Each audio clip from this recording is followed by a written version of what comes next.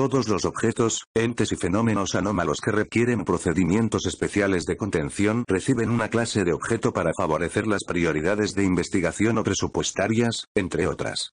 La clase asignada a un objeto suele definirse por una serie de factores, pero sobre todo se basa en una combinación de lo difícil que sea contenerlo además del peligro que supone para el personal de la Fundación y toda la humanidad. La clasificación de una anomalía en particular está sujeta a actualizaciones y modificaciones conforme mejora su comprensión del objeto, ente o fenómeno. Segura. Los objetos de clase segura son aquellas anomalías que son o bien lo bastante comprensibles como para mantenerlas contenidas de forma fiable y permanente o que no disparan sus efectos anómalos si no se las activa de manera intencionada. Clasificar una anomalía como segura, sin embargo, no significa que manejarla o activarla no supone una amenaza, y el personal debe recordar que deben seguir los procedimientos especiales de contención y los protocolos de seguridad en todo momento. Euclid. Los objetos de clase Euclid son anomalías que, o bien no son lo bastante accesibles desde un punto de vista teórico o son inherentemente impredecibles, por lo que establecer una contención fiable no resulta siempre posible, pero no suponen una amenaza suficiente como para optar a la clasificación Keter. La inmensa mayoría de las anomalías catalogadas y contenidas por la Fundación reciben inicialmente la clase Euclid, hasta que o bien han sido lo bastante bien comprendidas o exhiben un peligro inherente suficiente como para reclasificarlas. Particularmente, cualquier anomalía que exhibe autonomía, consciencia o inteligencia suele recibir como mínimo la clasificación Euclid, dada la imprevisibilidad inherente a un objeto que puede actuar o pensar por sí mismo. Keter.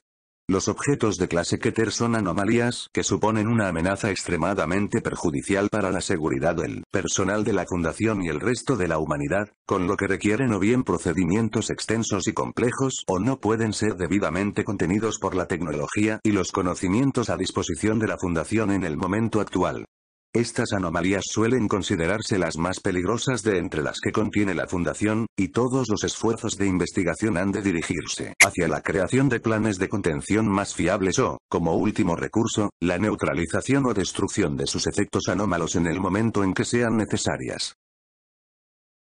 SCP-002. Clase de objeto. Euclid. Procedimientos especiales de contención. SCP-002 debe permanecer conectado a una fuente de alimentación adecuada en todo momento para mantenerlo en lo que parece ser un modo de recarga.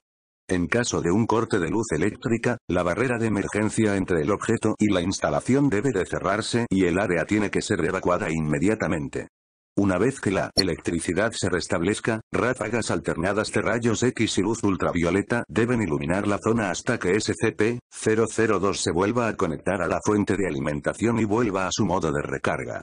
La zona de confinamiento debe mantener una presión de aire negativa en todo momento. Equipos con un mínimo de 2 miembros deben de estar a 20 metros de SCP-002 o de su zona de contención. El personal debe mantener contacto físico entre sí en todo momento para confirmar que haya otra persona presente, ya que la percepción puede ser influenciada por la proximidad al objeto. Ningún miembro del personal de mando por debajo del nivel 2 está permitido dentro de SCP-002. Este requisito puede ser eliminado si se tiene la autorización por escrito de 2 administradores nivel 5 fuera del sitio. Los empleados que reciban dicha autorización deben ser acompañados de por lo menos 5 empleados de seguridad nivel 3.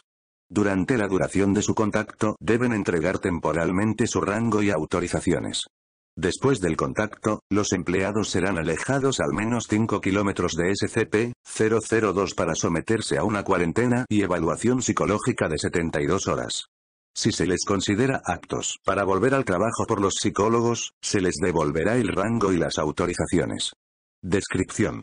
SCP-002 se asemeja a un tumor de crecimiento carnoso con un volumen de aproximadamente 60 metros cúbicos. Una válvula de hierro situada en un lateral conduce a su interior, que parece ser un apartamento estándar de bajo alquiler de tamaño modesto. Una de las paredes posee una ventana, aunque desde el exterior no se observe ninguna. Los muebles que contiene la sala, tras un examen minucioso, parecen ser de hueso esculpido, cabello trenzado y otras sustancias biológicas producidas por el cuerpo humano. Toda la materia probada hasta ahora muestra secuencias de ADN independientes o fragmentadas para cada objeto de la habitación. Referencia. Hasta la fecha, el sujeto ha sido responsable de la desaparición de 7 empleados. También, en el tiempo que ha estado en la instalación, se ha amueblado por su cuenta con 2 lámparas, una alfombra, una televisión, una radio, un puff, 3 libros en un idioma desconocido, 4 juguetes de niños y una pequeña planta en una maceta. Las pruebas conducidas con una variedad de animales de laboratorio, incluyendo los primates superiores, no han logrado provocar una respuesta en el SCP-002. Los cadáveres tampoco producen ningún efecto. Cualquiera que sea el proceso que SCP-002 utiliza para convertir la materia orgánica en muebles solo está facilitado por la presencia de seres humanos vivos en él.